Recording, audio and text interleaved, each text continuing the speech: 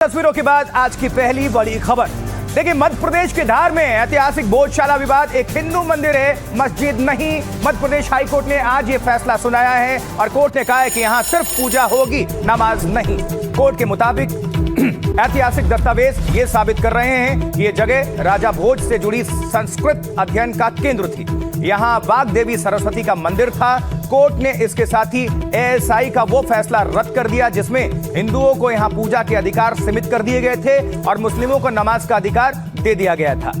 तो भोजशाला में सिर्फ पूजा होगी। मध्य प्रदेश हाईकोर्ट ने ये ऐतिहासिक फैसला सुनाया है। इसके बाद लोग जय जयकार करने निकले हैं और सपोर्ट करते हुए नजर आ रहे हैं। देखिए रिपोर्ट। मध्य प्रदेश के धार में हिंदू संगठनों की नारेबाजी। धार भोजशाला के सदियों पुराने विवाद में जिस फैसले का वो इंतजार कर रहे थे वो आखिरकार आ ही गया। मध्य प्रदेश हाईकोर्ट ने फैसला दिया कि इस विवादित ऐतिहासिक जगह पर वाग्देवी सरस्वती का ही मंदिर था। हाईकोर्ट के जस्टिस विजय कुमार शुक्ला और जस्टिस आलोक अवस्थी की बेंच ने कहा कि ऐतिहासिक दस्तावेज ये साबित करते हैं कि ये जगह राजा भोज से जुड़ी संस्कृत अध्ययन का केंद्र थी। यहाँ देवी सरस्वती का मंदिर था। हर भक्त के घर में वार्ता वाग्देव, क्योंकि हमारा संकल्प इतना प्रबल है कि हर भक्त इस मूर्ति की पूजा करता है अपने घर में। और क्योंकि ये अभी वास्तविक रूप से भोजशाला में स्थापित नहीं है, टूटी हुई मूर्ति को लंदन म्यूजियम में ले जाया गया था, तो इसलिए हम मजबूर हैं कि उस मूर्ति को वहाँ पे पूजा नहीं कर सकते, इसलिए प्रतीकात्मक रूप से पूजा करते हैं। लेकिन हर घर में ये मूर्ति मौजूद है, हर घर हर भक्त इसकी पूजा करता है। इसके साथ ही कोर्ट ने भारतीय पुरातत्व विभाग का 2003 का वो आदेश खारिज कर दिया जिसमें हिंदुओं के पूजा के अधिकार को सीमित कर दिया गया था और मुस्लिम समुदाय को नमाज का अधिकार दिया गया था। हाई कोर्ट ने आज के फैसले के बाद मुस्लिम समुदाय को यहां नमाज का अधिकार नहीं होगा। कोर्ट ने केंद्र सरकार और पुरातत्व विभाग को भोजशाला मंदिर के प्रशासन का अधिकार अपने हाथ में लेने का आदेश दिया है। हालांकि पूरा परिसर पुरातत्व विभाग की देखरेख में ही रहेगा। देखिए, याचिकाकर्ता के वकील विष्णु जैन ने कोर्ट के फैसले पर क्या कहा है, सुनवाते हैं आपको, सुनिए। आज भोजशाला के केस में ऑनरेबल इंदौर हाईकोर्ट का बहुत ही ऐतिहासिक फैसला आया है, जिसमें ऑनरेबल इंदौर हाईकोर्ट ने जो एएसआई का 7 अप्रैल 2003 का ऑर्डर है उसको पार्शियली क्वैश किया है और हिंदू समाज के लोगों को वहां पे पूजा पाठ का अधिकार दिया है। कोर्ट ने भोजशाला कॉम्प्लेक्स को राजा भोज का माना है, एक सरस्वती स्कूल माना है लर्निंग का। साथ ही साथ इसमें सबसे महत्वपूर्ण बात यह है कि भोजशाला के केस में जो हमारी मांग थी कि वहां से लंदन के म्यूजियम से मूर्ति वापस लाई जाए, कोर्ट ने कहा है कि सरकार इस रिप्रेजेंटेशन को कंसिडर करे। और साथ ही साथ कोर्ट ने यह भी कहा है कि जो मुस्लिम पक्ष हैं वो सरकार को रिप्रेजेंटेशन दे सकते हैं, जो रिस्पोंडेंट नंबर 8 है मौला कमालुद्दीन की तरफ से, और उनको अल्टरनेट लैंड देने के लिए सरकार उस पर विचार करे। पर सबसे महत्वपूर्ण बात यह है कि कोर्ट ने यहाँ पे हमें पूजा पाठ का अधिकार दिया है। मैनेजमेंट के लिए सरकार को कहा है कि वो उसके मैनेजमेंट के लिए चीजें देखे। और जो एएसआई का ऑर्डर था 7 अप्रैल 2003 का, जो यहाँ पे नमाज की अनुमति देता था, उसको कोर्ट ने सिरे से खारिज कर दिया है। अब वहाँ पे सिर्फ पूजा होगी, अब वहाँ पे सिर्फ पूजा होगी। उस पूरे परिसर का जो स्वरूप है वो एक हिंदू मंदिर का स्वरूप माना है कोर्ट ने, सरस्वती मंदिर का माना है। आज भी नमाज हुई सर वहाँ पर? ये आज आखिरी दिन था, क्योंकि अब आज कोर्ट का ऑर्डर आ गया है। कमाल मौलाना परिसर को लेकर के क्या कहा गया है? पूरे कमाल मौला जो ये भोजशाला परिसर है, बाहर का जो एक और कमाल नहीं, उसके लिए कुछ नहीं कहा गया। वो तो यहाँ पे सब्जेक्ट मैटर भी नहीं था। कोर्ट ने मौला कमालुद्दीन को ये कहा है कि वो अल्टरनेट लैंड के लिए सरकार को प्रत्यावेदन दे सकते हैं और सरकार उसको कंसिडर करेगी। मतलब मूल बात यह है कि इस पूरे परिसर को जो हमारी मांग थी, हमारे हर एक आर्गुमेंट को कोर्ट ने माना है और इसके स्वरूप को एक हिंदू मंदिर का परिसर घोषित किया। तो याचिकाकर्ता के वकील विष्णु शंकर जैन, उनको सुन रहे थे आप। इस बीच मुस्लिम समुदाय के हितों को देखते हुए हाईकोर्ट ने उन्हें धार जिले में मस्जिद के लिए एक उपयुक्त जमीन की मांग से जुड़ी याचिका की इजाजत दे दी है और कोर्ट ने कहा है कि अगर ऐसी याचिका आती है तो सरकार उस पर कानून के आधार पर विचार कर सकती है। मध्य प्रदेश हाईकोर्ट के फैसले पर मुस्लिम पक्ष की क्या पहली प्रतिक्रिया है, ये बता रहे हैं हमारे सहयोगी अजय शर्मा। देखिए, मैं आपको बताऊं कि इस पूरे मामले में हाईकोर्ट ने जो दलीलें दी हैं उसे साफ कर दिया है और शहर काजी हैं यहाँ पर, और जो शहर काजी हैं वो यहाँ से नमाज पढ़ के बड़ी संख्या में मुस्लिम समुदाय के साथ जा रहे हैं। और सबसे इम्पॉर्टेंट बात यह है कि उनके साथ एक बड़ा समुदाय जा रहा है यहाँ पे। और मैं बात करूँगा उनसे। सर, क्या प्रतिक्रिया? सर, अभी बात कर रहे हैं। हाँ, हाई कोर्ट के फैसले की पूरी समीक्षा करेंगे। हाई कोर्ट के फैसले का सम्मान है। आर्गूमेंट बहुत अच्छा हुआ। माननीय हमारे सलमान खुर्शीद साहब ने तथ्य रखे थे, शोभा मेनन साहब ने तथ्य रखे थे। वो तथ्यों के अगेंस्ट अगर जो फैसला हो उसकी समीक्षा करेंगे और उसको लेकर हाई कोर्ट सुप्रीम कोर्ट जाएंगे। सर, जो सरकार के जो कोर्ट ने कहा एक और जो महत्वपूर्ण बात कही है कि आप कहीं और लैंड लेके भी मस्जिद बना सकते हैं, ये बात ये वाली बात तो सुप्रीम कोर्ट में राम जन्मभूमि के वक्त ही खत्म हो गई थी जब लैंड दे दिया गया था। तो एक ही विषय बार बार नहीं आना चाहिए। अब इस बार कभी किसी दूसरे समुदाय को भी बोलना चाहिए कि आप लैंड ले लो दूसरी जगह। मतलब दावा आप बरकरार रखेंगे? बिल्कुल। अगले बार से नमाज के लिए? हाँ बिल्कुल। अब हाई कोर्ट जाएंगे, हाई कोर्ट के फैसले के खिलाफ सुप्रीम कोर्ट जाएंगे। शहर काजी जो तस्वीरों में देख रहे थे, उन्होंने कहा है कई सारी चीज़ों पे आपत्ति जताई है, सुप्रीम कोर्ट जाने की बात कही है इस पूरे मामले में, और नमाज अदा करके पूरे समुदाय के साथ वो निकले थे। एक बहुत बड़ा समुदाय है जो यहाँ से शहर काजी के साथ जा रहा है नमाज अदा करने के बाद। आप बड़ी संख्या में देख सकते हैं से जुड़े वास्तु अवशेष मिले यहाँ से। 11वीं से 12वीं शताब्दी के परमार काल के कई शिलालेख भी यहाँ से मिले हैं। देवी सरस्वती की स्तुति संबंधी उल्लेख है यहाँ। स्तंभों, बीम और आधार पर पुष्प आकृतियां हैं। नृत्य मुद्राएं भी यहाँ से मिली हैं और इसी के आधार पर मध्य प्रदेश हाईकोर्ट ने ये आदेश दिया है। देखिए, हाईकोर्ट के इस फैसले से पहले और इसके बाद धार में सुरक्षा के कड़े इंतजाम किए गए हैं ताकि सब कुछ सकुशल बना रहे, स्थिति खराब ना हो। फिर आपको दिखा रहे हैं, देखिए जरा। पुलिस पेट्रोलिंग लगातार करते हुए, प्रशासनिक अधिकारी वहां पर पहुंचे हुए, और भोजशाला एक मंदिर है, मस्जिद नहीं है, ये हाईकोर्ट ने आदेश सुनाया। उसके बाद धार में जो है वो सिक्योरिटी बहुत चाक चौबंद की गई। इसी की तस्वीर आपके सामने रख रहे हैं। एक्शन में है पुलिस, साथ ही यहाँ पे रैपिड एक्शन फोर्स भी, और ये आप देख पा रहे हैं, आप सैकड़ों की संख्या में पुलिस प्रशासनिक अमले के अधिकारी भी वहां पर मौजूद हैं।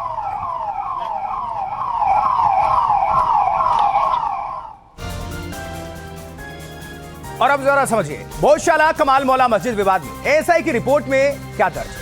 तो इसमें यह भी दर्ज है कि यहां बाद के दौर के इस्लामी स्थापत्य के तत्व भी मौजूद हैं। बाद के दौर जैसे परिसर में फारसी और अरबी भाषा के 56 अभिलेख दर्ज किए गए।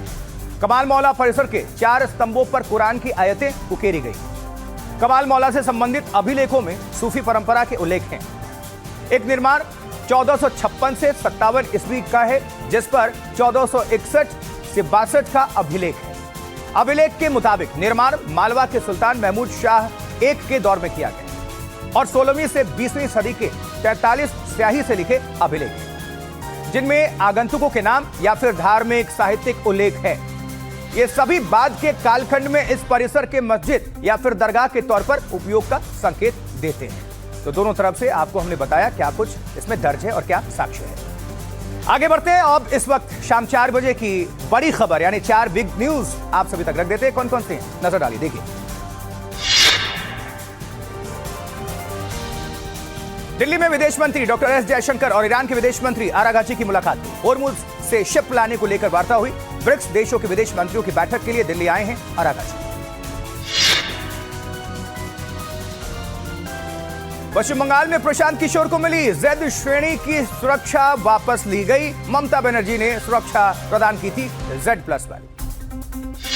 सरकार ने आज पेट्रोल और डीजल के दाम 3-3 रुपए प्रति लीटर बढ़ाने का ऐलान किया है। दिल्ली एनसीआर के लोगों पर दोहरी मार है क्योंकि सीएनजी की 2 रुपए प्रति किलो कीमतें भी बढ़ी हैं।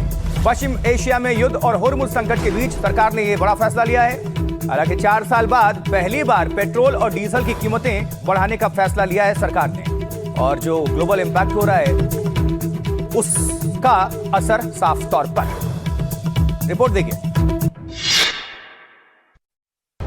पश्चिम एशिया संकट का असर आखिरकार पेट्रोल डीजल के दामों पर पड़ ही गया। करीब 1.5 महीने तक काबू रखने के बाद सरकार को दाम बढ़ाने ही पड़ गए। पेट्रोल और डीजल के दामों में 3-3 रुपए प्रति लीटर की वृद्धि कर दी गई है। इसके बाद दिल्ली में पेट्रोल के दाम 97 रुपए 77 पैसे हो गए और डीजल के दाम 90 रुपए 67 पैसे हो गए। खास बात यह है कि बीते 4 साल से तेल के दामों में सरकार ने वृद्धि नहीं की थी, जो अपने आप में एक रिकॉर्ड है। लेकिन हॉर्मुज के रास्ते तेल गैस की सप्लाई बंद होने के बाद अंतर्राष्ट्रीय बाजार में तेल के दाम काफी बढ़ गए हैं। इसकी वजह से तेल कंपनियों को हर रोज करीब 1000 करोड़ का नुकसान हो रहा है, जिसे जारी रखना अब तेल कंपनियों के लिए वित्तीय तौर पर संभव नहीं रह गया था। यही वजह है कि दाम बढ़ाने का फैसला लेना पड़ा। लेकिन अगर हॉर्मुज संकट ऐसे ही बना रहा तो आने वाले दिनों में तेल के दाम और बढ़ सकते हैं, क्योंकि अभी जो वृद्धि हुई है वो तेल कंपनियों के मौजूदा नुकसान को पाटने की महज 10% है।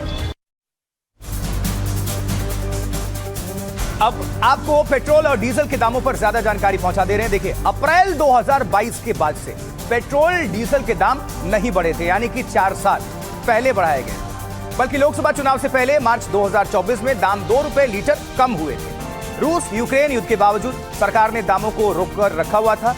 इस वजह से 2022-23 के पहले 6 महीने में तेल कंपनियों को भारी घाटा हुआ, जिसकी भरपाई बाद के महीनों में तेल के दाम गिरने से कर ली गई।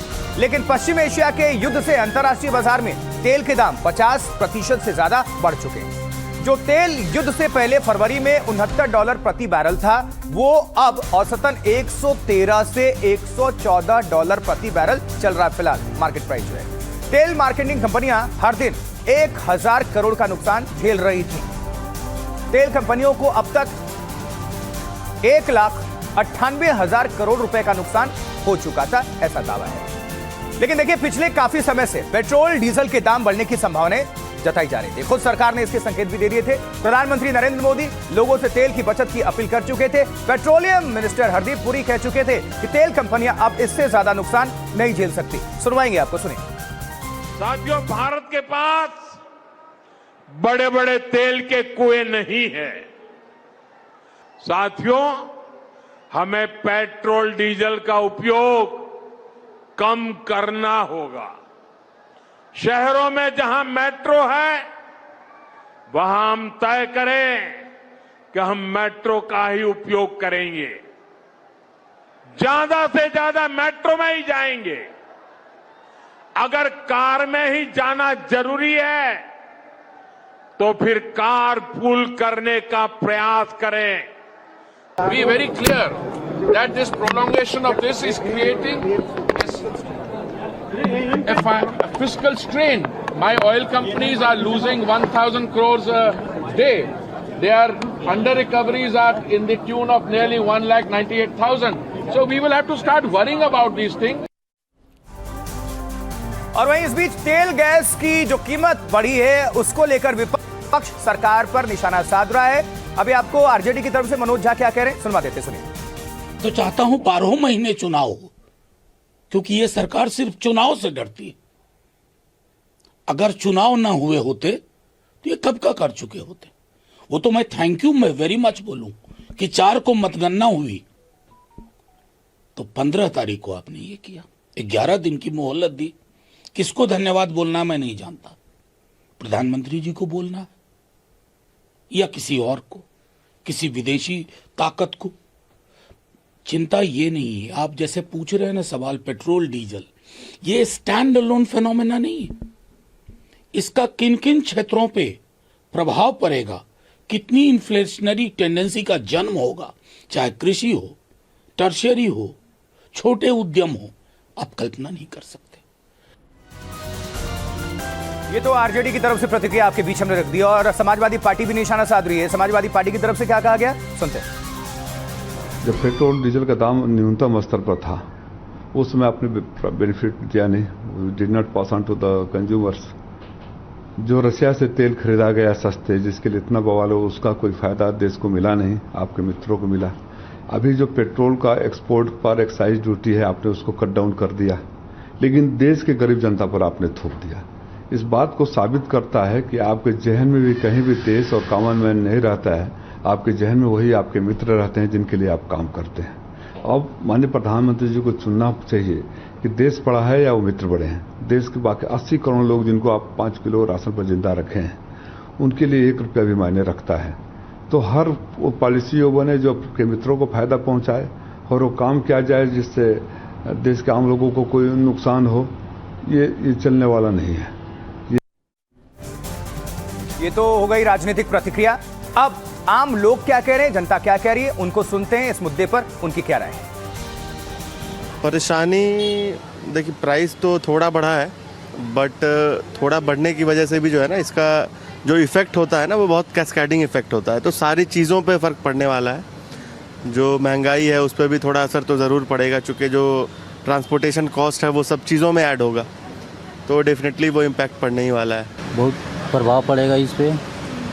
हमें आने जाने के लिए भी बहुत दिक्कत हो जाएगा। जो ड्यूटी कर रहे हैं गाड़ी या बाइक से। पता था आने से पहले कि दाम बढ़े? नहीं, हमें अभी नहीं पता था, अभी तुरंत पता चला है। सर ऐसा है, बजट तो अब ऐसा भी जो जहाँ ज़रूरी है वहीं जाएंगे। जैसे कई बार चक्कर लगा लेते हैं, मतलब कोई पार्किंग कभी चले, कोई लेके लिए मतलब कभी बाजार चले गए, तो थोड़ा अवॉइड करेंगे उसको। यस सर, अब बहुत बजट हिल रहा है सर। एक तो पहले सर इतनी महंगाई हो रखी है जी, ऊपर से घर परिवार भी पालना, ऊपर से सब महंगाई हो रही सर। कोई आम जो आदमी है उनकी तो सुनता ही नहीं, गरीब परिवार है जो, ऊपर से इतनी महंगाई हो रखी है, पेट्रोल भी से ऊपर से सिलेंडर नहीं मिल रहा। मेंटली तो प्रिपेयर थे, मोदी जी ने ऑलरेडी क्लियर कर दिया था कि हाँ आने वाले टाइम पे बढ़ना ही है, वॉर का इम्पैक्ट तो आना ही है कहीं ना कहीं। दिक्कत की बात है पेट्रोल का रेट, एक तो बिजनेस नहीं चल रहा है बराबर, हर तरह से तकलीफ ही है। फिर ऊपर से पेट्रोल का रेट बढ़ा दें तो और तो जनता के लिए तकलीफ ही की बात है ना। तो फ़ायदे की बात तो है नहीं, तो नुकसान की बात है। ये लोगों को जो गवर्नमेंट चलानी नहीं आती, खाली रेट बढ़ाने का बस उतना ही काम है। हर चीज़ का वो लोगों ने रेट बढ़ाया है, हर चीज़ का। अभी गैस हो गया है, अभी पेट्रोल हो गया है, और इसका तो कुछ लिमिट ही नहीं है। और ये सर भी बढ़ गया है, पेट्रोल डीजल सभी के दाम बढ़ गए। ये लोग पब्लिक को मार रहे हैं सचमुच। अभी 106 ही चल रहा है, इसको आगे लेके और कितना बढ़ सकता है बोल नहीं सकते हम लोग अभी, क्योंकि मार्केट का पोजीशन है अभी। ये तो लोकली ठीक है अपना, विद इन महाराष्ट्र या मुंबई इसके लिए, इंडिया के लिए, लेकिन वहाँ से जो आने वाला है अपने यहाँ पे कोई सोर्स ही नहीं है ना। हाँ, तो हम लोग सब दूसरे के ऊपर डिपेंड है। बढ़ने तो अभी क्या, पेट्रोल तो भरना पड़ेगा, हम लोग को तो लगता ही है डेली का, ऐसा कुछ ऐसा ही इसमें नहीं। और बढ़ेगा दाम तो हम लोग को तो करना ही है। अब हम लोग का बाइसिकल तो उससे सबसे बेस्ट अभी बाइसिकल। अगर पेट्रोल का भाव और बढ़ते गए ना तो हम लोग को साथ डायरेक्ट साइकिल ही लेना पड़ेगा। चलिए, आम लोगों को आप सुन रहे थे। देखिए, इस बीच सूरत, गुरुग्राम और प्रयागराज के लोग क्या कह रहे हैं उनको भी सुनवा देते हैं। सुनिए जरा उनको। पेट्रोल डीजल अभी यहाँ पे है, पेट्रोल डीजल लोगों को अभी नहीं है, कितनी देर से नहीं है, आधा कलाक हुआ है। तो यहाँ पे लोग जो कस्टमर आ रहे हैं यहाँ पर, उनको आप क्या बोल रहे हैं पेट्रोल डीजल? अभी नहीं है, बस गाड़ी आने वाली है। कब तक यहाँ पे पेट्रोल डीजल मुहैया हो जाएगा? ये कोई हमको कुछ पता नहीं, हम तो कर्मचारी है। काम धंधे भी काफी दिक्कतों का सामना करना पड़ता होगा जब आप गाड़ी लेकर। धंधा भी नहीं साहब, कुछ नहीं है, डीजल भी नहीं है, पेट्रोल भी नहीं है, कुछ नहीं है, बेकार कंडीशन हो गया है। फिलहाल तो आज की तारीख में ही ये रेट बढ़े हैं जी, बाकी अब आगे समय आएगा जब पता लगेगा। कईयों ने तो कल टंकी फुल करा रही है, अब आगे जो समय आएगा उसमें पता लगेगा पब्लिक ने कितना यूज किया है, कितना आ रहा है। इसमें ना इलेक्शन का कोई रोल है ना किसी चीज का, वार हो रही है, बढ़ना ही है हर चीज का, खाने पीने की चीजों पे भी असर आएगा। तो क्या लगता है आपको, मतलब क्या रीजन हो सकता है? ईरान वार, पेट्रोल की सप्लाई बाधित होना, और हमें काफी पहले से उम्मीद थी, बस चुनाव कारण रुके हुए थे, हमें पता था चुनाव के बाद गवर्नमेंट करेगी। मेरी भी अपनी सारे देशवासियों से अपील है कि भाई वो परिवार मान करके इसको आगे बढ़े और जो भी विपत्ति आ रही उसको झेले। तो कुछ समर्थन में है और कुछ विरोध में। अब हम आपको दिखा देते हैं कि युद्ध की वजह से अलग अलग देशों में तेल कीमतों पर क्या इसका और कितना असर पड़ा है। चलिए नजर डाल लीजिए। पेट्रोल अमेरिका की बात कर रहे हैं तो अमेरिका में पेट्रोल जो है, मुझे लगता है कि आपको पीजीएम पे रख देना चाहिए सामने। पेट्रोल जो है 44 रुपए का इजाफा है। फिर से आप लाइए सामने आंकड़े, उसके बाद से हम पहुंचा सकते हैं। अमेरिका में डीजल जो है 48 रुपए 1 पैसे प्रतिशत की जो है बढ़ोतरी है। ब्रिटेन की बात करें तो आप स्क्रीन पर देखते जाइए। पहले डिटेलिंग सामने रखनी चाहिए ताकि दर्शकों तक स्पष्ट तरीके से, प्रोड्यूसर से कहना चाहेंगे कि तब स्पष्ट तौर पर चीजें पहुंच सकती हैं दर्शकों तक। चलिए आगे बढ़ाइए और तैयारी के साथ लेकर आइए। अब हम आपको दिखा देते हैं युद्ध की वजह से अलग अलग देशों पर तेल कीमतों पर क्या असर पड़ा आपने देखा, लेकिन हम अब आगे आपको लिए चलते हैं। इस वक्त शाम 4 बजे की अपराध जगत से जुड़ी 4 बड़ी खबरों को पहुंचा देते हैं। बिहार में बदमाशों के हौसले बुलंद हैं। पटना में ब्लैकआउट के दौरान मसाला कारोबारी की हत्या हो गई। वारदात को अंजाम देकर आरोपी फरार हैं, जांच में जुटी पुलिस। हरियाणा में हाकम गैंग का भांडाफोड़ है। फरीदाबाद पुलिस ने गैंग के 6 सदस्यों को गिरफ्त में लिया है। चोरी की 9 बाइक इनसे बरामद की है। राजस्थान के डीग में साइबर ठगी के खिलाफ पुलिस का बड़ा एक्शन हुआ। ऑपरेशन एंटीवायरस के तहत अलग अलग जिलों से चलाया गया अभियान और 11 साइबर ठग गिरफ्त में हैं। राजस्थान के पाली में अवैध शराब पर बड़ी कार्रवाई हुई है। ट्रक से 1130 कार्टन बियर बरामद और 50 लाख से ज्यादा बताई जा रही है इसकी कीमत। आगे बढ़ते हैं और आज की एक और बड़ी खबर नीट से जुड़ी, क्योंकि नीट पेपर लीक के बाद एनटीए ने दोबारा परीक्षा कराने की तारीख का ऐलान कर दिया। और देखिए 21 जून को परीक्षा निर्धारित की गई है कि फिर से होगी नीट की परीक्षा 21 जून। 14 जून तक छात्रों को एडमिट कार्ड मिल जाएगा, जबकि छात्रों को परीक्षा में 15 मिनट अतिरिक्त समय मिलेगा। अगले साल से नीट की परीक्षा ऑनलाइन होगी और पेपर लीक के कारण रद्द हो गई थी परीक्षा। धर्मेंद्र प्रधान ने एक बड़ा ऐलान किया कि अगले साल से नीट की जो परीक्षा है वो ऑनलाइन होगी और 21 जून को इस बीच ये नीट की परीक्षा दोबारा होगी और छात्रों को दोबारा फीस देने की जरूरत नहीं होगी। 14 जून तक छात्रों को एडमिट कार्ड मुहैया करा दिया जाएगा।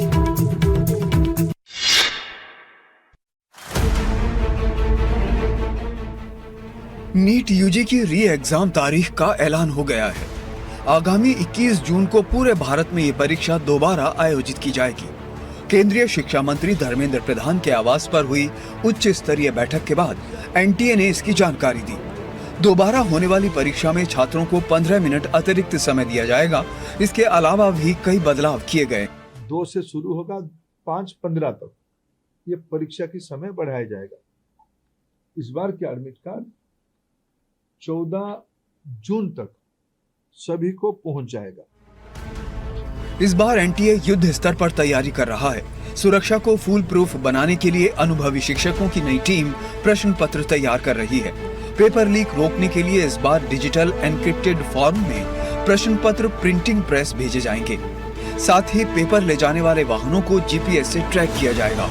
अब उम्मीद है कि इस बार तकनीक और तंत्र मिलकर एक निष्पक्ष परीक्षा सुनिश्चित करेंगे।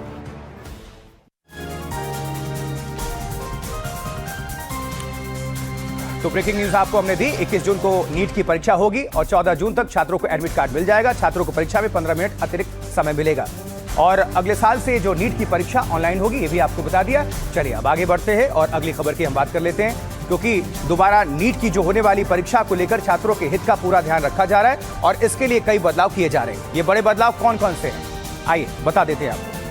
14 जून तक री नीट का एडमिट कार्ड पहुंचेगा। पसंद का शहर चुनने का मौका मिलेगा और शहर चुनने के लिए 1 हफ्ते का वक्त दिया जाएगा छात्रों को। परीक्षा में 15 मिनट अतिरिक्त भी समय दिया जाएगा छात्रों को। छात्र छात्राओं पर आर्थिक बोझ नहीं होगा, यानी दोबारा फीस नहीं वसूली जाएगी। रद्द हुए परीक्षा की फीस वापस हो जाएगी और री नीट के लिए कोई भी शुल्क नहीं लगेगा। यह है अभी की तैयारी। ये आप देख भी पा रहे हैं, ये छात्रों के हित से जुड़ा फैसला है। आप चाहें तो इसको पूरी तरह से नोट भी कर लें और ये जो ग्राफिक्स के जरिए भी आपको लिखकर बता रहे हैं कि क्या क्या इसका असर हो रहा है, तो आप इसको दिमाग में नोट कर लें। अब इस सिस्टम पे हम बात कर रहे हैं नीट पेपर जो लीक का खेल हुआ और देश भर में ये जो जाल फैला है, सवाल सिर्फ पेपर लीक का नहीं है बल्कि उस माफिया नेटवर्क का है जिसने 22 लाख से ज्यादा छात्रों के भविष्य से खिलवाड़ किया। अब सीबीआई की जांच में कई सरगना सामने आ रहे हैं, रिपोर्ट रख रहे हैं।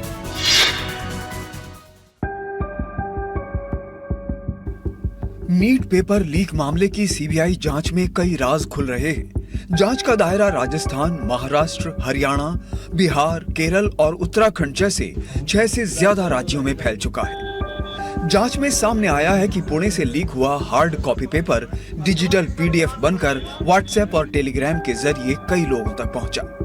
अब तक इस मामले में 7 से ज्यादा गिरफ्तारियां हो चुकी हैं। इसमें नासिक से शुभम खैरनार और जयपुर से बिवाल परिवार के 3 सदस्य शामिल हैं।